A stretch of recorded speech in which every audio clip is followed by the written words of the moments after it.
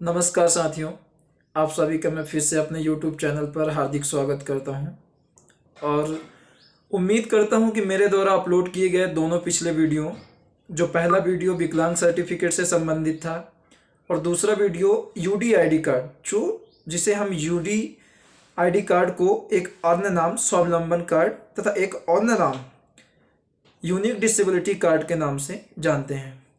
उम्मीद करता हूँ कि पिछले दोनों वीडियो आपको अच्छे लगे होंगे और इस बात की उम्मीद करता हूँ कि आपने अपने आसपास के जो भी आपसे संबंधित या आप जिनको जानते हैं विकलांग बंधुओं को, उन तक यदि उनके पास इस सूचना का अभाव है या अभी तक उनके पास ऐसा कोई डिसेबिलिटी कार्ड नहीं है, या सर्टिफिकेट की अनुपलब्धता की वजह से जो भी उन्हें परेशानियों का सामना करना पड़ता है, उसको ध्यान में रखते हुए आपने इस सूचना को उन तक पहुँचाने का कष्ट किया होगा। इसके लिए मैं आप सभी का आभार भी व्यक्त करता हूं।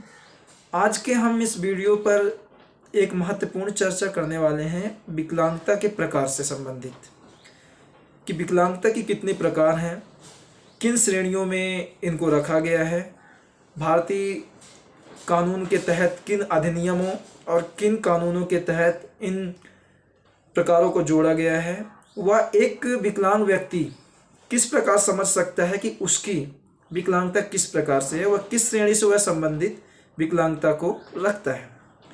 इससे संबंधित चर्चा करने से पहले मैं आप सभी को यह बात बता दूं कि भारत सरकार के 1995 का एक अधिनियम एक्ट है, जो निःशक्त व्यक्ति समान व्यवहार एवं पूर्ण भागीदारी से संबंधित अधिनियम है।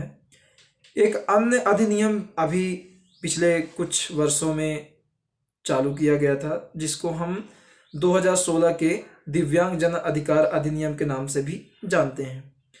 इस बात की चर्चा पर हम यह बात की चर्चा करेंगे कि 1995 के अधिनियम एक्ट पे और 2016 के दिव्यांग जन अधिकार अधिनियम एक्ट पे मूलतः किस प्रकार की भिन्नता थी।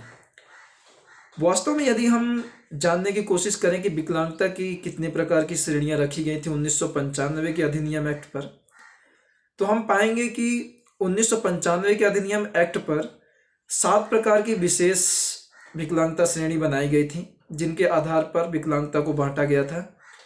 वह 2016 के अधिनियम एक्ट पर कुछ अन्य विशेष प्रकार की विकलांगता को भी शामिल किया गया, जिसका वर्णन इस अधिनियम पर मिलता है, और यह जानने का प्रयास करेंगे कि आखिर एक सामान्य व्यक्ति जो विकलांगता से ग्रसित है, वह किस वर्ग की विकलांगता को रखता है।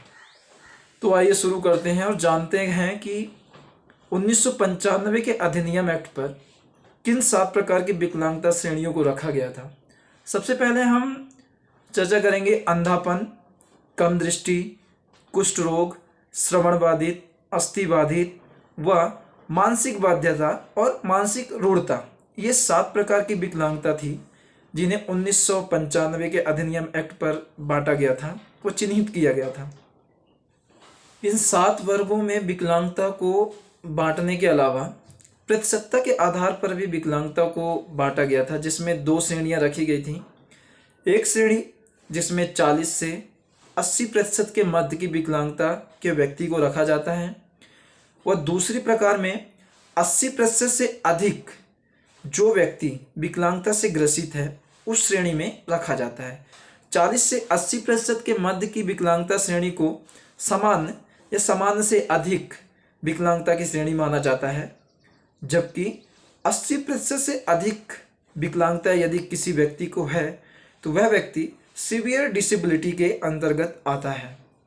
इस प्रकार को हम इस तथ्य से समझने की कोशिश करते हैं कि 80% से अधिक विकलांगता सीवियर डिसेबिलिटी कहलाएगी, जिसमें व्यक्ति असामान्य से बहुत ज़्यादा अधिक विकलांगता से ग्रसित होगा। वो 80% से कम जो भी व्यक्ति विकलांगता से ग्रसित है वह समान विकलांगता के अंतर्गत आता है।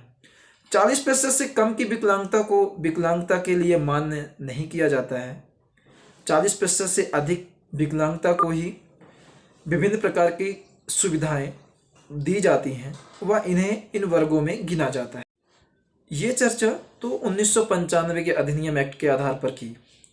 यदि हम 2016 के अधिनियम एक्ट को जानने का प्रयास करें कि 2016 के दिव्यांगजन अधिकार अधिनियम एक्ट पर अन्य किस प्रकार की विकलांगता को जोड़ा गया व अन्य किस प्रकार की विकलांग वर्ग को विकलांगता की श्रेणी में लाया गया, तो हम इस बात को जानेंगे कि 21 प्रकार की विकलांगता जोड़ी गई 2016 के दिव्यांगजन अधिकार अधिनियम एक्ट के आधार पर। वह विशेष प्रकार की अन्य सुविधाओं जिनमें आरक्षण की सुविधा, जिसमें स्टेट व सेंट्रल गवर्नमेंट दोनों की आरक्षण सुविधा का वर्णन किया गया है। फिलहाल हम इस वीडियो पे विकलांगता के प्रकार पर चर्चा कर रहे हैं, तो 21 प्रकार की जोड़ी गई विकलांगता को जानने का प्रयास करेंगे कि किस 21 प्रकार की विकलांगता को रखा गया। आइए जानने का प्रयास करते हैं कि 2016 के अधिनियम दिव्यांगजन अधिकार अधिनियम एक्ट पर अन्य किस प्रकार की श्रेणियों को जोड़ा गया, वह किस प्रकार के अन्य प्रस्तावों को लाया गया इस अधिकार अधिनियम एक्ट पर। तो सबसे पहले चर्चा करते हैं कि किस प्रकार की विकलांगता श्रेणियों को जोड़ा गया। लोकोमीटर विकलांगता, जिसमें एक विकलांग व्यक्ति को चलने फिरने जैसी समस्या से प्रभावित होता है। कुष्ठ रोग से संबंधित विकलांगता। मांसपेशी विकलांगता, मांसपेशी विकलांगता के अंतर्गत वे व्यक्ति आते हैं जिनमें मांसपेशी विकास रुकावट की समस्या होती है या मां के गर्भ में पल रहे बच्चे या शिशु की मांसपेशियों में पूर्ण रूप से विकास न होने की वजह से भी यह विकलांगता आ जाती है। प्रमस्तिष्क विकलांगता, वह एक विशेष प्रकार की विकलांगता को इस अधिकार अधिनियम एक्ट पर जोड़ा गया, जिसे हम तेजाब प्रभावित विकलांगता के नाम से जानते हैं। इस श्रेणी में तेजाब हमले से शिकार व्यक्ति जिनकी विकलांगता 40% से अधिक प्रभावित हो जाते हैं, उन्हें विकलांगता की श्रेणी में रखा गया। श्रवणहीनता, जिसमें सुनने जैसी समस्या का सामना करना पड़ता है एक व्यक्ति को। पूरी ब्लाइंडनेस, जिसमें एक व्यक्ति को किसी प्रकार की चीज़ें दिखाई नहीं देती, जो पूरी तरीके से अंधेपन का शिकार होता है। लो विजन, लो विजन के अंतर्गत जो व्यक्ति एक सामान्य दृष्टि से अधिक की दृष्टिगोचरता को नहीं रखता है, इस प्रकार की विकलांगता को इसमें रखा गया। फिर आता है बौद्धिक विकलांगता। बौद्धिक विकलांगता के अंतर्गत बौद्धिक विकास में रुकावट या बौद्धिक विकास के पूरे विकास न होने की वजह से जो विकलांगता एक सामान्य व्यक्ति में आती है, उसे रखा गया। विशिष्ट शिक्षण दिव्यांगता, वाक एंड भाषा से संबंधित दिव्यांगता। वाक एंड भाषा से संबंधित दिव्यांगता के अंतर्गत साथ साथ चिरकालिक तांत्रिक विकलांगता को भी रखा गया, जिसमें शरीर की बनावट और तांत्रिकता के विकास, शारीरिक तांत्रिकता के विकास के कारण पूरी विकास न होने के कारण जो विकलांगता को रखा गया, उसे जोड़ा गया। बहुकोशिकीय विकलांगता, जिसमें कोशिकी संबंधित विकलांगता होती है। पार्किंसन विकलांगता। फिर आता है हीमोफीलिया विकलांगता। हीमोफीलिया विकलांगता को जानने का प्रयास करते हैं कि आखिर यह विकलांगता क्यों आती है। यह विकलांगता मुख्यतः ब्लड से संबंधित विकलांगता होती है, जिसमें ब्लड के प्रॉपर रूप से ना विकास होने या शरीर में ब्लड के पूरे रूप से थक्के ना बनने व अन्य प्रकार की ब्लड से संबंधित समस्या के कारण जो विकलांगता आती है, उसे हीमोफीलिया विकलांगता के अंतर्गत रखा जाता है। थैलीसीमिया विकलांगता को भी जोड़ा गया। सिकलसेस नाम की एक विकलांगता होती है, जो मुख्यतः इस 2016 के अधिनियम एक्ट पर जोड़ी गई।